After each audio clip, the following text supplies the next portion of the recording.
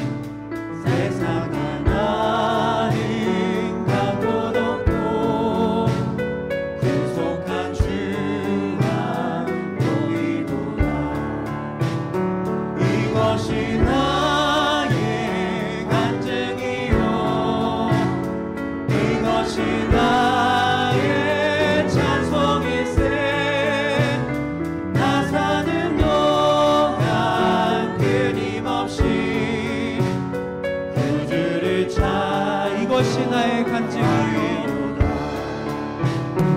이것이 나의 간증이요 이것이 나의 찬송이세 나 사는 동안 끊임없이 구주를 찬송. 우리 1절만 다시 한번 찬양합니다. 예수를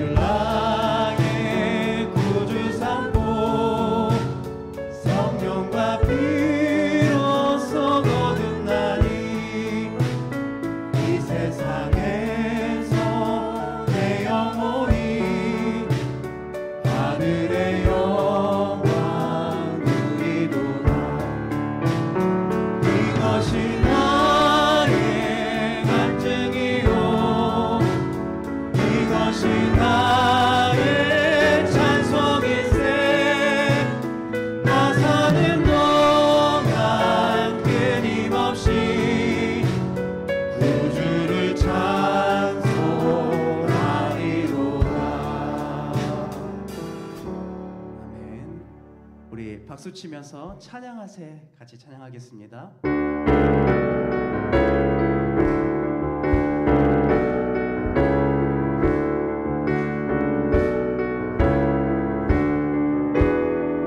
같이 찬양합니다. 찬양하세 찬양하세 함께 소리 높여 찬양 드리세 찬양하세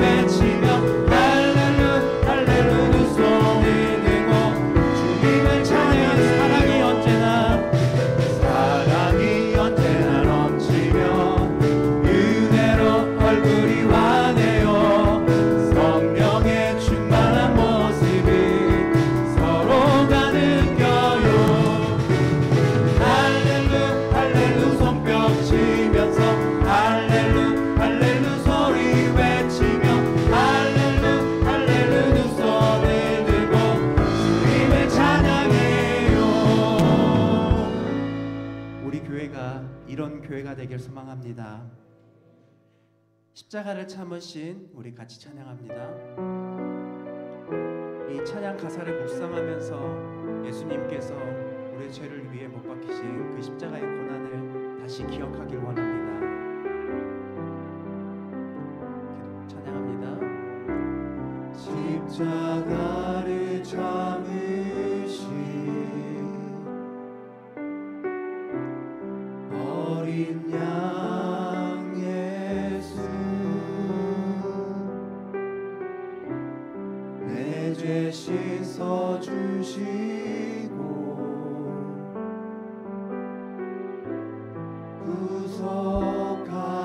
구속하셨네.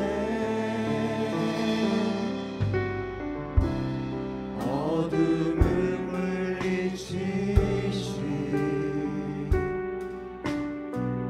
세상의 빛 예수,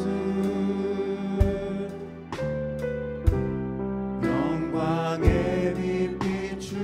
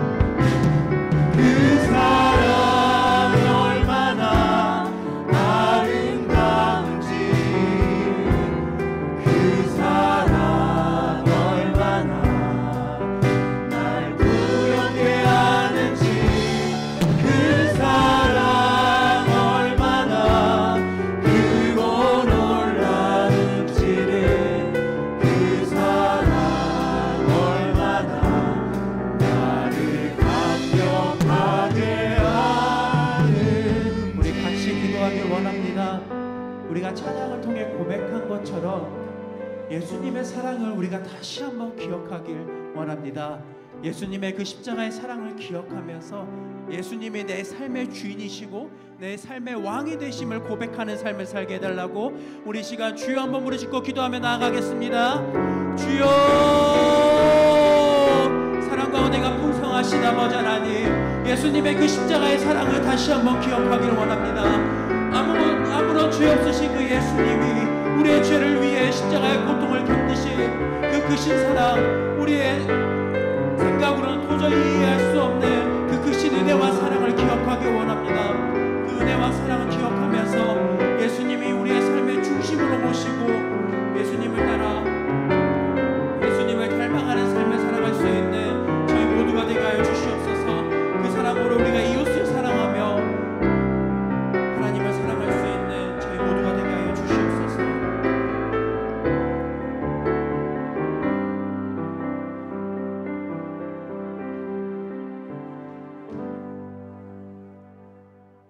사랑과 은혜가 풍성하신 살아계신 주님, 이 맥주절 감사절 예배를 드릴 수 있게 하심에 감사를 드립니다.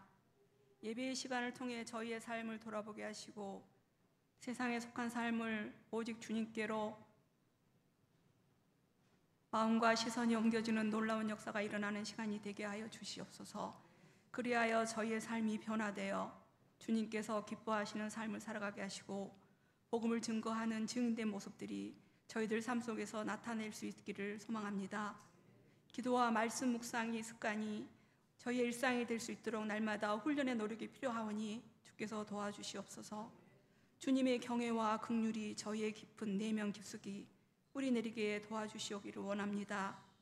주님의 은혜가 은혜됨을 깊이 깨닫고 감사의 마음이 무뎌지지 않도록 늘 기억하게 하시며 모든 것을 주께 의지하오니 주관하여 주시옵소서. 말씀을 선포하실 때, 예배를 주관하실 때 저희의 마음과 삶이 주님의 뜻에 합당하게 온전히 맞춰지게 하여 주시옵소서.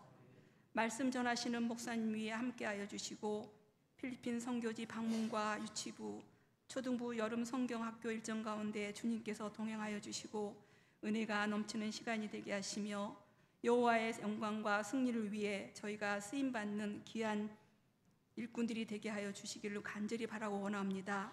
주님의 뜻을 이루는 데 저희가 온전히 사용되며 하나님의 나라가 확장되는 일에 기쁨으로 참여하게 하여 주시옵시고 이 모든 기도 예수 그리스도의 이름으로 간절히 기도드립니다.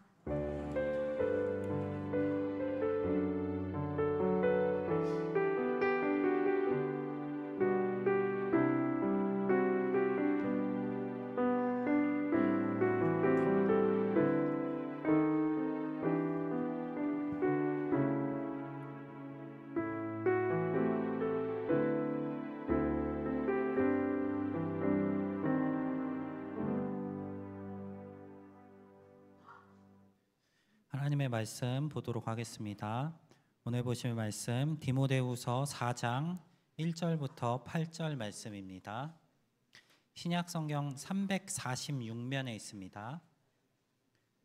디모데후서 4장 1절부터 8절 말씀입니다. 한 절씩 교독하도록 하겠습니다. 하나님 앞과 살아있는 자와 죽은 자를 심판하실 그리스도 예수 앞에서 그가 나타나실 것과 그의 나라를 두고 엄히 명하노니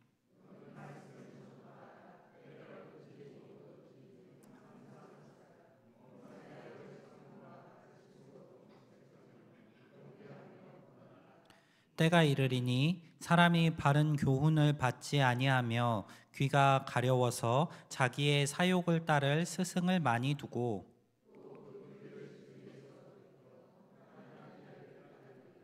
그러나 너는 모든 일에 신중하여 고난을 받으며 전도자의 일을 하며 내 직무를 다하라.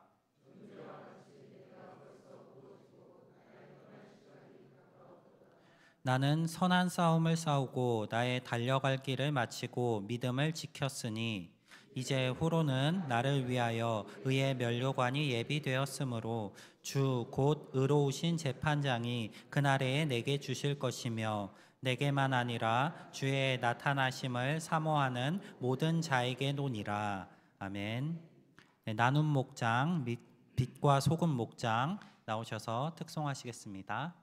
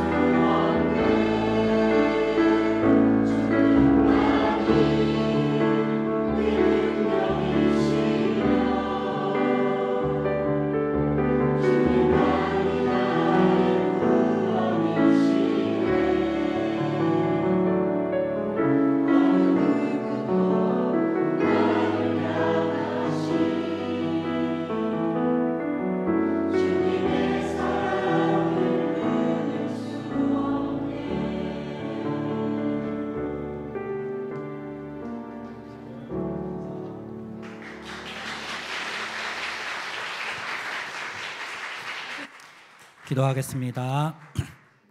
사랑이 많으신 하나님 아버지, 오늘 나눔 목장 또 빛과 소금 목장 속한 목원들과 또 자녀들 함께 나와서 주님께 영광 올려드렸습니다. 주님, 이 찬양을 기쁘게 받으시옵시고 주를 향한 이 사랑의 고백처럼 주님을 믿고 의지하며 이 땅 가운데서 주님께 소망을 두고 걸어가는 목장 되게 하여 주시옵소서. 항상 주님의 길을 따라가는 부모들의 모습을 보며 또 자녀들 가운데도 믿음이 잘 전달될 수 있도록 은혜 베풀어 주시옵소서. 함께 하실 것 믿사오며 예수님 이름으로 기도드립니다. 아멘. 네, 성도님들은 유언장이라고 하면 어떤 이미지가 떠오르시나요? 재산 분배하는 내용이 가장 먼저 떠오르시죠. 드라마에서 우리가 유언장들을 접하기 때문에 그런 것 같습니다. 어떤 재벌이 이제 죽기 전에 유언장에서 이렇게 분배하라라고 써놨기 때문에 막 반전이 일어나는 내용들 우리 드라마에서 종종 접하곤 하죠. 근데 실제로 현실에 존재하는 유언장에는 이러한 내용보다 조금은 다른 내용들이 들어가 있는 경우가 많습니다. 실제 유언장에는 살아 생전에 가족들에게 하지 못했던 말들이나 가족을 향한 사랑의 고백들, 아니면 자신은 떠나지만 남은 가족들이 잘 살아갈 수 있도록 전하고자 하는 조언들이 등장하기 마련입니다. 만약에 성도님들이 유언장을 작성한다면 누구에게 쓰고 싶으신가요? 그리고 또 어떤 내용을 쓰고 싶으신가요? 일반적으로는 가장 사랑하는 사람들, 자녀들이나 또 배우자에게 쓸 것이고, 또 아니면 내 이야기가 필요한 사람에게 유언장을 작성할 것입니다. 또 그 내용은 나의 사랑을 고백한다던가, 아니면 전에 하지 못했던 사과를 한다던가, 아니면 남은 가족들이 잘 살아갈 수 있도록 조언을 한다던가 하는 내용들이 등장할 것입니다. 제가 왜 유언장 얘기를 하냐면, 오늘 본문인 디모데후서가 마치 바울에게 있어서는 유언장과 같은 편지이기 때문입니다. 이 본문을 쓸 때 바울은 두 번째로 투옥되어 있는 상황입니다. 이전 첫 번째 투옥에서는 어떻게 풀려났지만 그 이후에 또다시 감옥에 갇히게 되었습니다. 그리고 자신이 처형될 날을 눈앞에 두고 있는 상황입니다. 그 상황 속에서 바울은 지금 자신의 영적 아들이라고 할 수 있는 디모데에게 마지막으로 편지를 하고 있는 상황입니다. 그 편지가 바로 오늘 함께 읽은 디모데 후서 말씀입니다. 그 중에서도 오늘 함께 읽은 4장 말씀은 이 앞선 내용들의 이제 총망라에서 마지막으로 디모데에게 하고자 하는 말을 정리한 클라이막스라고 할 수 있는 부분입니다. 이 바울의 유언장과 같은 이 편지를 보면서 바울이 디모데에게 하는 조언들을 통해 우리 역시 같은 조언을 받으시고 그 말씀을 따라 살아갈 수 있는 우리 성도님들이 되시기를 바랍니다. 4장 말씀을 시작하면서 바울은 이제 디모데에게 핵심적인 내용을 이야기하기에 앞서서 자신이 이러한 말을 하는 그 보증이 되는 내용에 대해서 이야기하고 있습니다. 우리 이런 표현들 혹시 들어보셨나요? 하늘에 맹세하고, 이런 표현 언제 사용하죠? 내가 하는 말이 진실이다, 내가 하는 말이 정말 엄히 말하는 내용이다 라는 것을 강조할 때 우리는 이런 표현을 사용하곤 합니다. 바울이 이 하늘에 맹세하고처럼 그 앞에 내가 이제 뒤에 할 말들에 대해서 보증하고 이 말이 얼마나 중요한 말인지 알려줄 수 있는 표현을 삽입하고 있는데, 그 내용이 오늘 함께 읽은 4장 1절의 내용입니다. 우리 4장 1절 함께 읽어보도록 하겠습니다. 하나님 앞과 살아있는 자와 죽은 자를 심판하실 그리스도 예수 앞에서 그가 나타나실 것과 그의 나라를 두고 엄히 명하노니. 자, 내용을 정리하면 이렇습니다. 바울은 지금 하나님 앞에서 그리고 심판자이신 예수 앞에서 말한다라고 이야기합니다.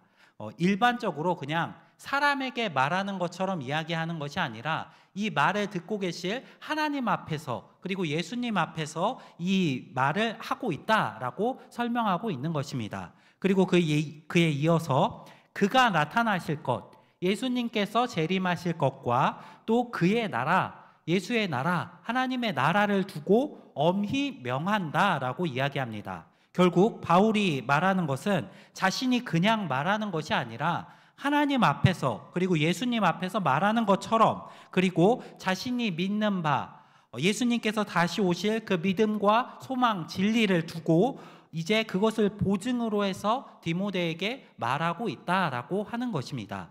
이 말은 정말 무게감 있는 말이 되는 것입니다.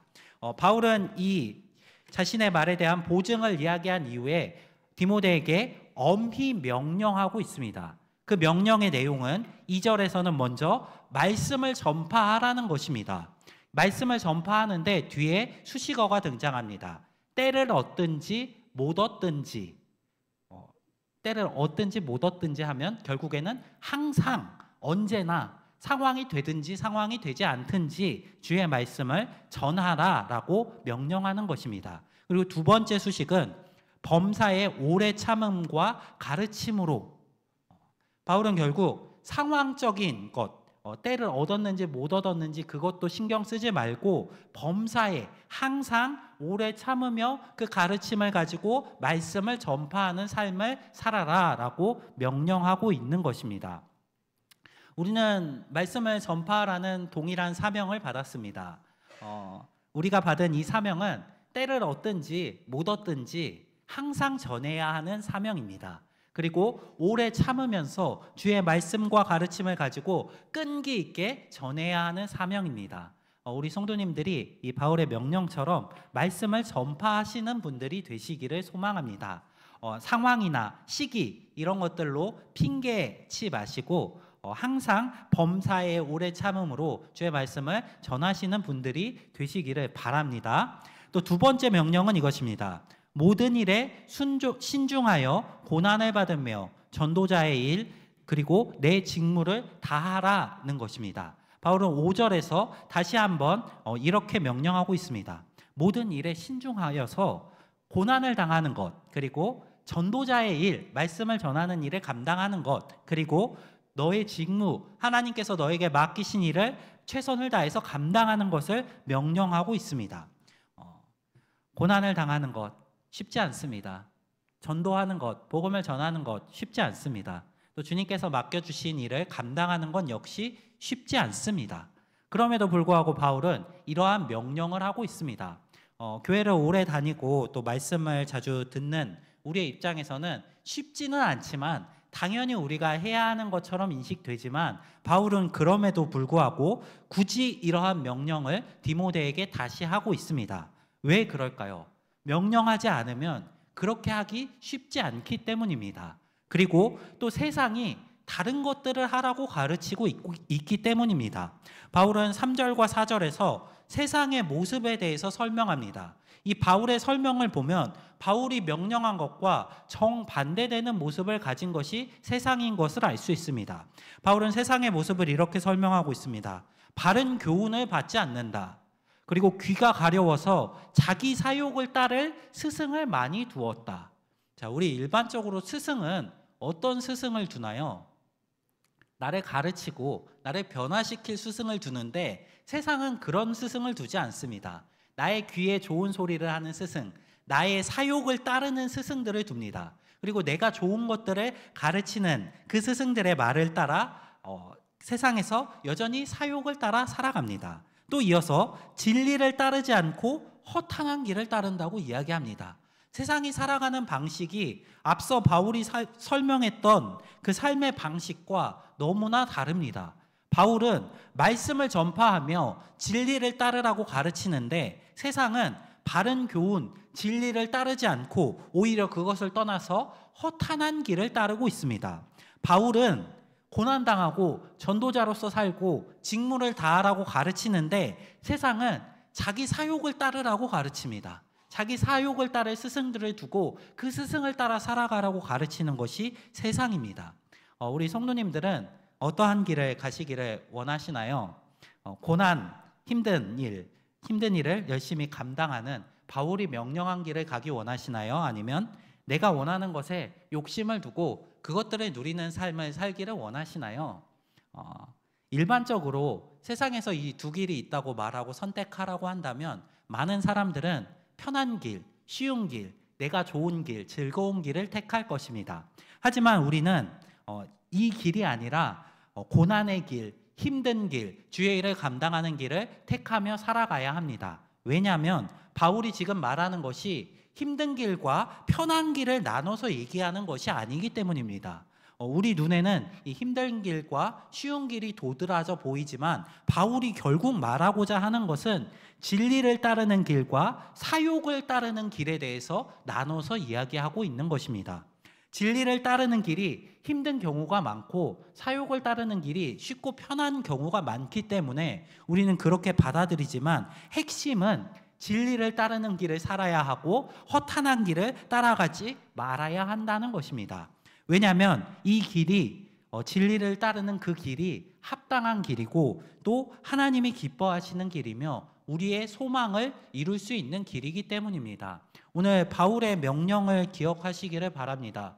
바울은 세상처럼 살아가라고 가르치지 않습니다. 세상에서 가르치는 우리에게 편한 길을 걸어가라고 이야기하지 않습니다. 바울은 주의 말씀을 전파하는 길, 주님을 위해 고난받는 길, 주의 복음을 전하는 전도자의 길, 또 주님께서 맡기신 직무를 감당하는 길을 살아가라고 자신의 영적 아들인 디모데에게 명령하고 있습니다. 우리 성도님들 역시 이 길을 사모하시기를 소망합니다. 우리가 마땅히 걸어가야 할 길, 하나님이 우리에게 명령하시는 길, 하나님 기뻐하시는 길이 이러한 길이기 때문입니다. 우리 성도님들이 이 바울의 명령을 기억하시며 하나님의 기쁨이 되는 그 길을 걸어가실 수 있는 분들이 되시기를 바랍니다. 아멘. 그렇다면 우리는 이 길이 진짜 믿을 만한 길인가를 점검해 보기를 원합니다. 성도님들은 이 바울의 조언이 믿을 만하다고 여기시나요? 바울의 이 조언이 따를 만한 길이라고 여기시나요? 우리는 종종 분명히 사실을 말하지만 그 사실을 받아들이기 어려운 경우들이 있습니다. 진짜 진리를 말하고 사실을 가르치고 있는데 그게 마치 거짓처럼 들리는 경우들이 존재합니다. 대표적으로 그 말을 하는 사람이 그 진리와 동일하게 살지 않고 있을 때 우리는 그러한 마음을 느끼곤 할 것입니다. 어떤 사람이 와서 좋은 주식이 있다고 소개를 하는데 그 사람은 그 주식을 사지 않는다면 우리는 그 말을 믿고 따라갈 수 있을까요? 그럴 수 없습니다. 우리가 피부가 안 좋아서 피부과에 갔는데 피부과 원장님이 피부가 너무 안 좋다면 그 원장님을 믿고 내 피부를 맡길 수 있을까요? 그렇지 않을 것 같습니다. 우리가 옷을 사려고 의류점에 갔는데 그 직원이 정말 내 눈에 보기에도 패션 테러 같은 옷을 입고 있다면 그 옷을 살 수 있을까요? 살 수 없을 것 같습니다. 제가 학교를 다닐 때 선생님의 가르침을 잘 받아들이지 못할 것 같을 때가 있었습니다. 도덕 선생님이셨는데 그 도덕 선생님이 항상 큰 막대기를 들고 다니셨습니다. 그 막대기에 사랑의 매라고 써놓고 도덕적인 것을 가르치는 선생님이 도덕적이지 못하게 학생들을 때리는 장면을 너무 많이 보다 보니까 이제 선생님의 가르침을 교과서에도 써있는 내용인데도 불구하고 받아들이기 어려운 것 같다는 느낌을 받은 적이 있습니다. 우리는 이렇게 그 가르침을 주는 사람, 말을 하는 사람이 그 진리와 다르게 행동할 때 그것을 받아들이기 너무나 어려운 경우들이 있습니다. 그렇다면 바울은 어떨까요? 바울은 지금 디모데를 향해 너 말씀을 전하는 삶을 살아야 한다. 고난당하는 삶을 살아야 한다. 전도자의 삶을 살아야 한다. 하나님께서 맡기신 직무를 다하는 삶을 살아야 한다라고 이야기하고 있습니다. 바울의 삶은 어떠했나요?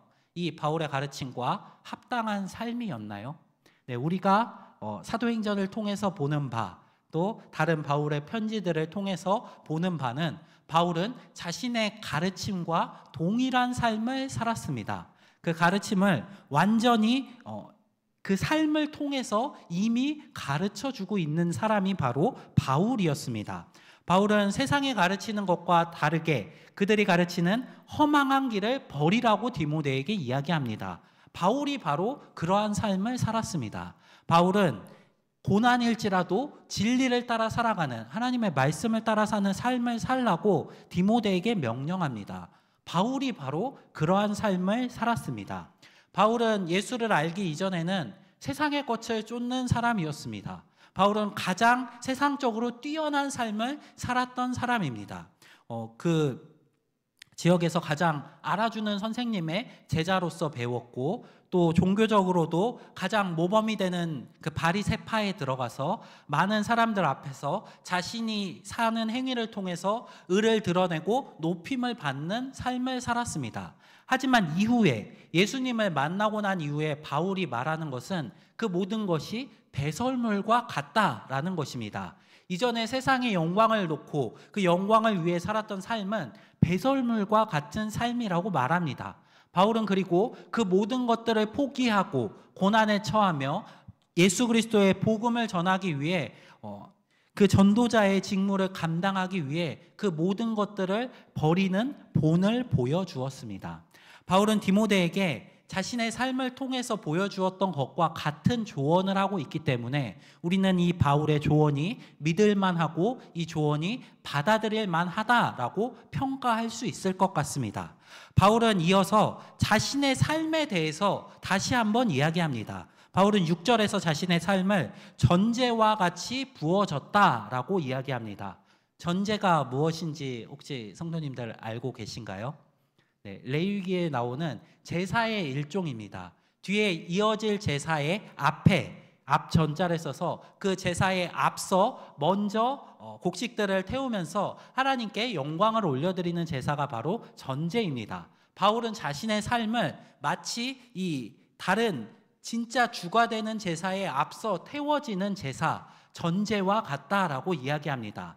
결국 바울이 이 이야기를 하는 것은 자신은 전제고 디모데 너는 진짜 제사처럼 살아가라 라고 명령하고 있는 것입니다. 바울은 6절에서는 자신의 삶을 전제와 같다라고 이야기합니다. 이어서 7절에는 세 가지 표현을 가지고 자신의 삶을 표현합니다. 첫 번째로는 선한 싸움을 싸웠다라고 이야기합니다.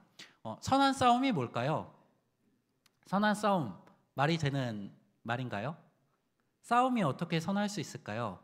제가 학교 다니면서 배웠던 것은 싸움은 나쁘다라는 것입니다. 그리고 실제 사람들이 이야기하는 것은 전쟁은 어떠한 명분이 있더라도 나쁜 것이다 라는 것이 사실입니다.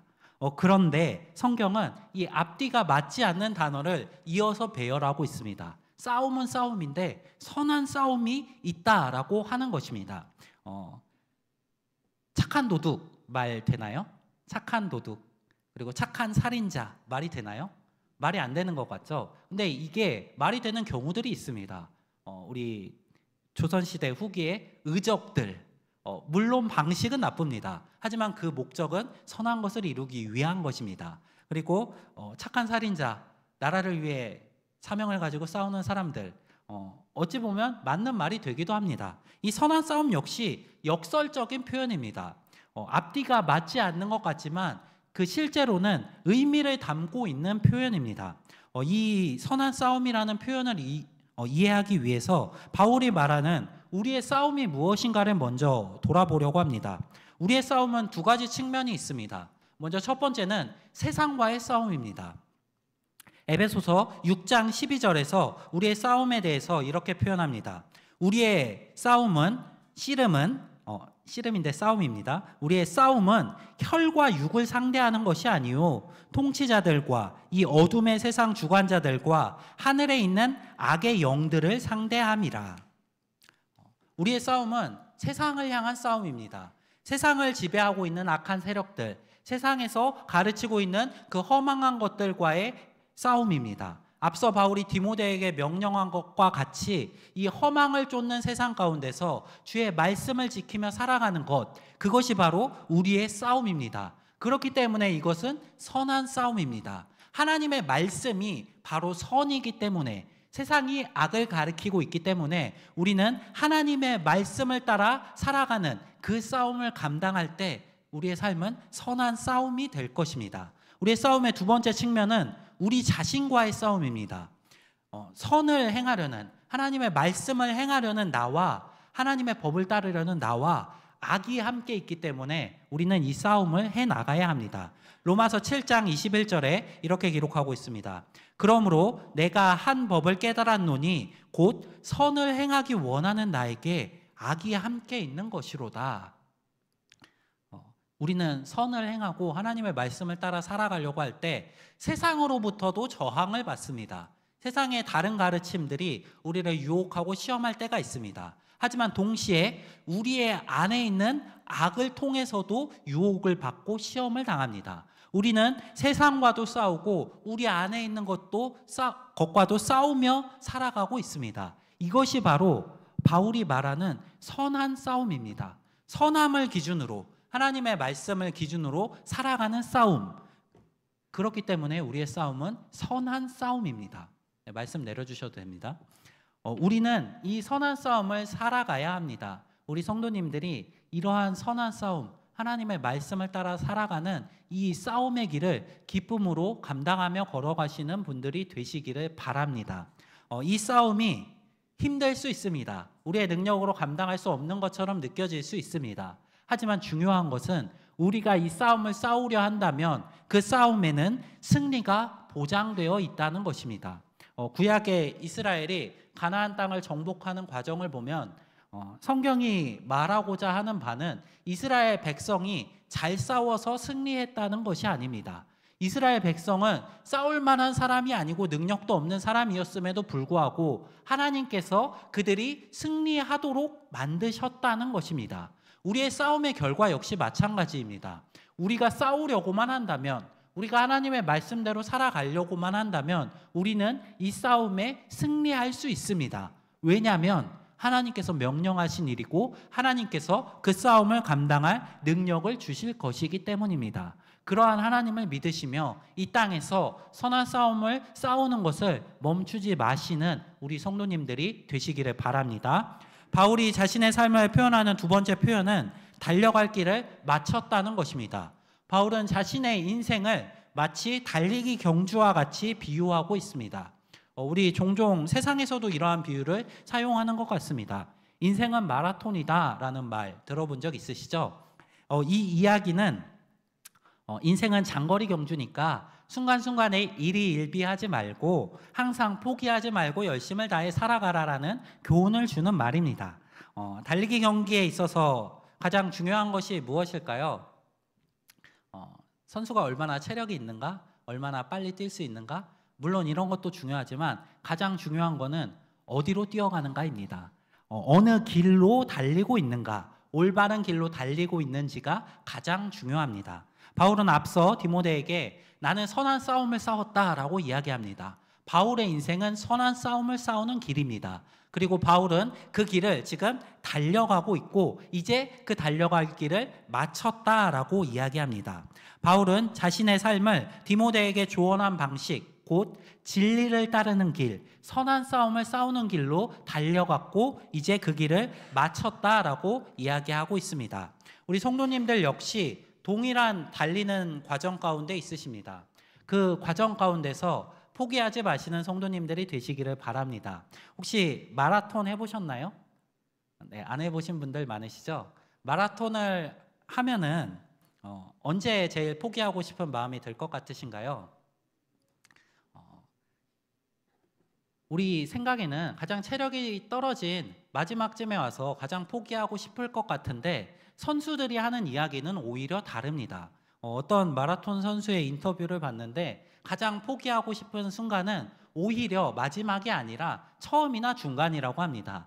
처음 뛰기 시작했는데 다른 사람들이 나보다 너무 좋은 기록으로 뛰어나갔을 때 포기하고 싶은 마음이 든다고 합니다. 그리고 중반에 내가 이제 체력이 조금씩 지쳐가고 힘든 순간이 오면 그때 포기하고 싶다고 합니다. 그런데 오히려 이제 후반부에 접어들어서 내 체력의 한계에 다다랐을 때는 오히려 포기하고 싶은 생각조차 들지 않는다고 합니다. 그동안 달려왔던 대로 기계적으로 내 손과 발이 움직이며 내 몸을 이끌고 나는 그저 아무 생각 없이 기계적으로 몸을 움직이며 나아갈 뿐이라고 이야기합니다. 우리 믿음의 경주 역시 마찬가지일 것 같습니다. 우리 믿음의 경주의 가장 힘든 순간은 처음 믿었던 순간, 그리고 믿음의 경주를 하면서 다른 것들로 눈이 돌아가는 그 믿음이 익숙해지는 그 과정 가운데일 것 같습니다. 처음에 믿었을 때 아무것도 모르는 열정을 가지고 있지만 그럼에도 불구하고 그 내가 알고 있었던 것들이 아닌 다른 것들을 배우기 시작할 때 포기하고 싶은 마음이 들 것 같습니다. 그리고 중간에 믿음대로 살아가는데 하나님께서 내 삶을 인도하시는 것 같지 않고 은혜를 주시는 것 같지 않을 때 우리는 또 때때로 포기하고 싶은 마음이 들 수도 있을 것 같습니다. 그럼에도 불구하고 이 달리기 경기에 진짜 보상이 언제 오는지를 기억하셨으면 좋겠습니다. 달리기 경기의 보상은 달리기 경기를 마쳤을 때 주어집니다. 그 경주를 온전히 완주했을 때 그때서야 그 상이 주어집니다. 우리 성도님들이 그 상을 사모하시며 그 길을 열심을 다해 달려가시는 분들이 되시기를 바랍니다. 우리가 초반 중반 그 포기의 어려움을 이겨나간다면 이제 결국에는 그 믿음의 삶이 우리에게 너무나 익숙해져서 이제 우리가 의도하지 않아도 계속해서 달려갈 수 있는 순간이 올 것입니다. 그때를 사모하시면서 그리고 그 길을 마쳤을 때 우리에게 주실 것을 사모하시면서 그 길을 열심을 다해 뛰어가실 수 있는 우리 성도님들이 되시기를 바랍니다. 네, 마지막 바울이 자신의 삶을 표현하는 마지막 표현은 믿음을 지켰다라는 것입니다. 예수님께서도 제자들에게 동일하게 가르치십니다. 너희를 유혹하고 시험하는 것들이 많이 있을 것이다 라고 이야기합니다. 그 마지막 때에 거짓 선지자들이 일어나서 내가 그리스도다 하면서 너희를 유혹할 것이다 라고 이야기하십니다. 또 세상이 너희를 미워하여서 너희를 박해할 것이다 라고 이야기하십니다. 하지만 그럼에도 불구하고 끝까지 견디는 자는 구원을 얻을 것이다 라고 가르치십니다. 바울은 믿음을 지키며 세상과 타협하지 않고 살았습니다. 바울은 우리가 믿음을 지키며 사는 것이 쉽지 않음을 알매도 불구하고 믿음을 지키라고 명령하고 있습니다. 바울은 그 믿음을 지키는 삶을 살아나갔습니다. 믿음을 지키는 삶 결코 쉽지 않습니다. 믿음을 지키기 위해서 우리가 세상 가운데 포기해야 할 것들이 너무나 많습니다. 하나님의 말씀을 따라가려고 한다면 우리의 믿음을 지키려고 한다면 우리는 수많은 것들을 포기하면서 나아갑니다. 그럼에도 불구하고 믿음을 지키시는 분들이 되시기를 바랍니다. 왜냐하면 우리가 믿음을 지켰을 때 결국에는 믿음이 우리를 지킬 것이기 때문입니다. 믿음을 지키며 살아가는 자들의 마지막에 주어지는 것은 우리를 구원하는 그 구원의 약속입니다. 예수님께서는 이 땅에서 믿음의 본을 보여주셨습니다. 예수님께서는 이 땅에서 하나님의 말씀을 온전히 지키며 순종하는 삶을 살아가셨습니다. 예수님은 죽기까지 그 말씀에 순종하셨습니다. 하지만 이 이야기는 거기서 끝나지 않습니다. 예수님의 죽음으로 끝나는 것이 아니라 죽기까지 순종하였던 그 예수님을 다시 살리셔서 그를 지극히 높이시는 것에서 그 이야기가 끝납니다. 믿음을 지키는 성도의 삶 역시 마찬가지입니다. 우리는 예수님의 본을 따라 믿음을 지키며 죽기까지 믿음을 지키며 살아가야 합니다. 그리고 우리가 그렇게 믿음을 지키며 살아갔을 때, 그 믿음을 지키고 죽었을 때 하나님께서 결국 우리를 다시 살리시고 예수께서 보여주셨던 그 길을 우리 역시 걸어갈 수 있게 하실 것입니다. 바울은 자신의 삶을 세 가지로 표현했습니다. 선한 싸움을 싸웠고 달려갈 길을 마쳤고 믿음을 지켰다. 이 길의 끝에서 바울에게 주어지는 것은 의의 면류관입니다. 바울은 8절 말씀에서 이렇게 이야기하고 있습니다. 이제 후로는 나를 위하여 의의 면류관이 예비되었으므로 주 곧 의로우신 재판장이 그날에 내게 주실 것이며 내게만 아니라 주의 나타나심을 사모하는 모든 자에게 노니라. 복음을 전하며 고난당하고 또 맡겨진 직분을 감당하는 선한 싸움을 싸우고 믿음의 달리기를 마치고 또 믿음을 지킨 이 바울에게 주어지는 것은 의의 면류관입니다. 세상에 허망한 것을 따르는 것이 아니라 진리를 따르는 사람들에게, 주의 나타나심을 사모하는 자들에게도 동일하게 이 의의 면류관을 주실 것이라고 이야기합니다. 우리가 왜 이 어려운 길을 가야 하냐라고 아까 초반부에 질문을 드렸었는데 그 이유는 그 길 끝에 있는 것이 있기 때문입니다. 우리가 이 길을 가는 이유, 그 길의 끝에 의의 면류관이 있기 때문입니다. 의의 면류관이 구원 그 자체를 의미하는지 아니면 믿음을 지킨 자들에게 주어지는 상급을 의미하는지는 명확하지 않지만, 그럼에도 불구하고 분명한 것은 주님께서 주시기로 약속하신 이 의의 면류관이 우리가 이 세상에서 우리의 욕심을 따라가며 얻고 누릴 수 있는 그 어떤 것과 비교할 수 없을 만큼 가치가 있는 것이라는 사실입니다. 우리 성도님들이 그 주님께서 약속하신 그 의의 면류관을 사모하시면서 살아가시기를 소망합니다. 주님께서 약속하신 그 의의 면류관을 위해 선한 싸움을 싸우고 이 달려갈 길을 열심을 다해 달려가시며 믿음을 지키는 삶을 살아가시기를 소망합니다. 바울이 디모데에게 말했던 것과 같이 주의 말씀을, 주의 복음을 전하는데 열심을 가지시고 우리에게 명령한 직무를 다하시며 고난을 기쁘게 당하실 수 있는 우리 성도님들이 되시기를 바랍니다. 그 마지막에 주님께서, 우리 이 세상을 심판하실 주님께서 우리에게 의의 면류관을 쓰여 주실 것이기 때문입니다. 그 날을 기대하시면서 사모하는 마음을 가지시고 이 땅에서 주님의 기쁨이 되는 삶을 살아내실 수 있는 우리 모든 우이동교회 성도님들 되시기를 바랍니다. 네, 오늘 말씀 기억하면서 우리 두 가지 기도 제목 놓고 기도하겠습니다. 첫 번째로 주님께서 약속하신 것을 굳게 믿을 수 있는 믿음을 달라고 기도하겠습니다. 우리가 이 길을 갈 수 있는 이유, 믿음이 있기 때문입니다. 주님께서 의의 면류관을 약속하셨습니다. 그것을 믿고 이 길 가운데 믿음을 가지고 살아갈 수 있도록 기도하겠습니다. 두 번째로 눈앞에 있는 어려운 길, 선한 싸움을 싸우며 나의 달려갈 길을 달리는 그 길, 믿음을 지키는 그 길을 감당할 수 있는 능력으로 함께 해달라고 기도하겠습니다. 우리는 이 길을 주님의 동행하심으로 감당할 수 있습니다. 그 주의 동행을 바라고 사모하시는 마음을 가지고 기도하며 나아가겠습니다. 두 가지 기도 제목 놓고 함께 기도하겠습니다. 사랑이 많으신 하나님 아버지, 오늘 디모데를 향한 바울의 조언과 명령을 살펴보았습니다.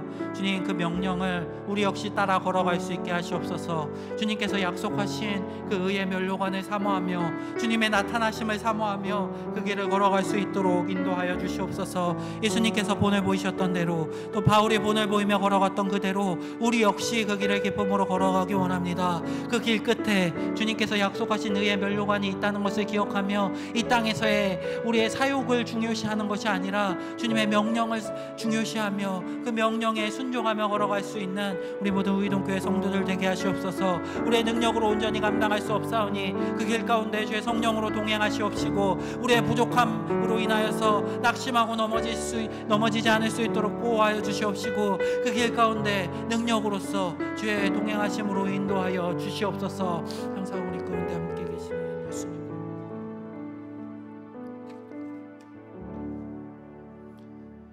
사랑이 많으신 하나님 아버지, 오늘 그의 영적 아들 디모데를 향한 바울의 명령을 함께 살펴보았습니다. 주님, 바울이 명령했던 것처럼 우리 역시 그 명령에 순종하며 살아갈 수 있도록 인도하여 주시옵소서. 우리의 능력이 부족하오니 주의 능력으로 함께하여 주시옵시고 우리가 낙심하고 넘어지지 않을 수 있도록 지켜 보호하여 주시옵소서. 우리가 그 길을 따라가는 이유, 주님께서 약속하신 것이 있기 때문입니다. 주님께서 본을 보이신 그 모습을 따라 주님께서 약속하신 그것을 사모하는 마음을 가지고 의의 면류관을 위해 이 땅에서의 삶을 주께 헌신할 수 있는 성도 되게 하여 주시옵소서. 우리가 그 길을 걸어갔을 때에 주님께서 영광 받으시기 원합니다. 우리의 삶의 모습을 통해 세상이 주님께 영광 올려드리기 원합니다. 우리 의동교회 성도들 가운데 동행하여 주시옵시고 우리의 삶을 통하여서 주님 홀로 영광 받아 주시옵소서. 항상 우리의 주인 되시는 예수 그리스도 이름으로 기도드립니다. 아멘. 이제는 우리의 구원자 되신 예수 그리스도의 은혜와 하나님의 크신 사랑하심과 성령님의 위로 교통하심이 바울이 말한 것과 같이 선한 싸움을 싸우며 달려갈 길을 마치고 믿음을 지키는 그 삶을 사모하며 바울의 명령, 주의 말씀을 전하며 전도자의 직무를 감당하며 또 고난 가운데 처하기를 기뻐하는 그 삶을 사모하며 걸어가는 우리 성도들에게, 또 주님께서 약속하신 그 의의 면류관을 사모하며 걸어가는 성도들에게 이제로부터 영원토록 함께 있을지어다. 아멘.